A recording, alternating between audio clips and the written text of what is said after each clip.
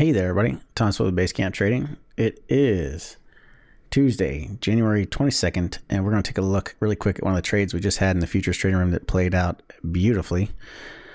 That was a channel breakout in the NASDAQ, and it happened not only in the NASDAQ, but in the S&P, and the Dow, and the Russell as well. So we had compression breakouts on 30-minute time frames on all of those markets. But the thing with the NASDAQ that set up this trade and that played out so well is what we always look for, which is well-defined support and resistance. And what makes a market have well-defined support and resistance?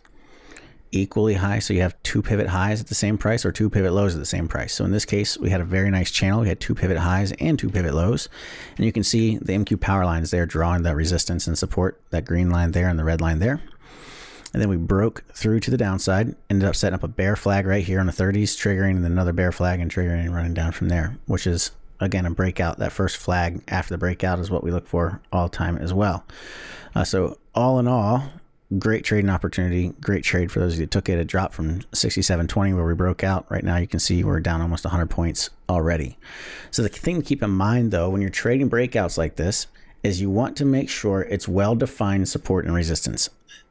I'll repeat that because this is a mistake most people make when trying to trade breakouts. It has to be well-defined. And the way we determine well-defined is it has to have pivoted twice. All right. You can get tools to help you. Like we created the power lines indicator specifically for this to help people identify well-defined support and resistance levels. So it looks for two pivot highs or two pivot lows together, but make sure when you're trading these breakouts that you look for that. The other thing is the longer the time frame is set up is on, the bigger the expected move. So when we find one on a 30-minute price chart, we can expect a decent size move from it as opposed to trading a breakout on something like a 2-minute price chart. All right, so keep that in mind as well. Now here's what it looked like on the NASDAQ, and here's what it looked like on the S&P. You can see the same thing, power lines there on the top and the bottom, broke the lower end of the power line, took off to the downside. You can also see back here, had similar channel breakout last week. That was the rally to the upside there. But great job for everybody that took the shorts and the indices today. They played out really well. Right at the end of the trading room at 12 o'clock, I said, watch for more downside through the afternoon. We ended up getting more downside. Now we're about played out for the day. But overall, not a bad day.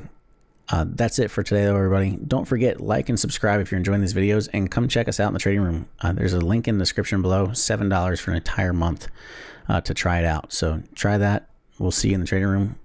And until next time, everybody, happy trading.